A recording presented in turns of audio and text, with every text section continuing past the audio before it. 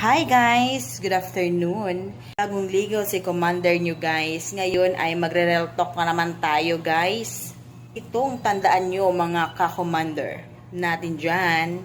Kung gusto mong pasukin ang mundo ng social media, una-una mong iisipin, huwag kang umasang susuportahan ka ng mga kamag-anak mo o ka-relatives mo o mga kaibigan mo or sa mga taong kakilala ka.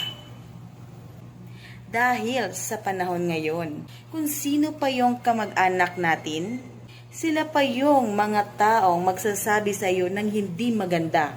At sila pa yung mga taong pinagtatawanan ka at sila pa yung mga taong hihilain ka pababa. Correct? At ito lang talagang tatandaan nyo mga ka-commander ko dyan. Pinasok nyo ang mundo ng social media is para sa atin, no? At para sa sarili natin.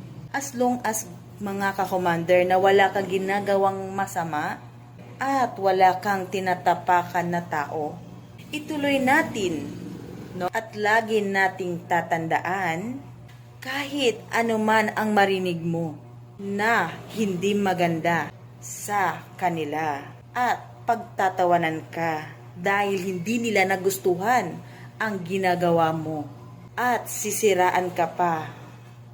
Ito lang talaga ang masasabi ko. Ito lang ang isipin mo. Wala rin silang ambag sa buhay mo.